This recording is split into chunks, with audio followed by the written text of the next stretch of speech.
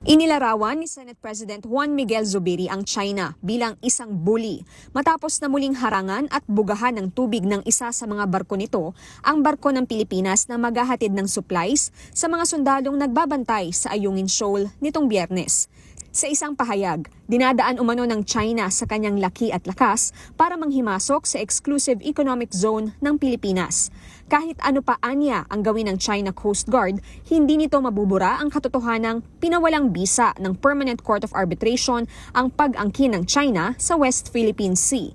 Inirekomenda naman ni Senador Jinggoy Estrada, chairperson ng Senate Committee on National Defense and Security, Peace, Unification and Reconciliation, na maghain ng Pilipinas ng resolusyon sa United Nations General Assembly para patigilin ang China sa panghaharas sa mga barko ng Pilipinas at paglabag sa mga karapatan ng bansa sa West Philippine Sea. Hinimok naman ni Cagayan de Oro City Representative Rufus Rodriguez ang pamahalaan na i-airdrop na lang ang supplies na kailangan ng mga sundalo sa BRP Sierra Madre para hindi malagay sa panganib ang mga civilian boats. Responsibilidad naman aniya ng militar ang pagsasagawa ng resupply mission at pangangalaga ng pambansang soberenya. Naghayag naman ng suporta para sa Pilipinas ang ilang bansa na karamihay mga miyembro ng Group of Seven, isang informal grouping ng pinakamayayaman at pinakamakapangyarihang bansa sa mundo.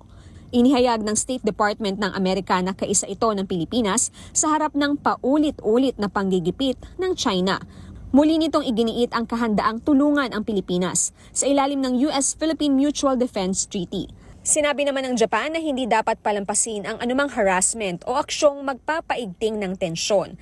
Nababahala naman ng Canada sa tinawag nitong mapanganib na pagmamaniobra at paggamit ng China Coast Guard at Maritime Militia ng water cannon sa EEZ ng Pilipinas.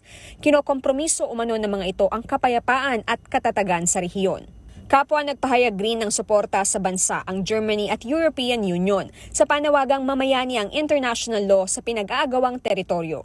Habang ipinaalala ng Australia at New Zealand ang pagsunod sa United Nations Convention on the Law of the Sea o UNCLOS.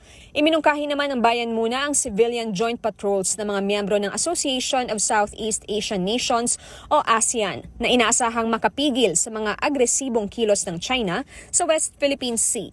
Victoria Tulad, ABS-CBN News.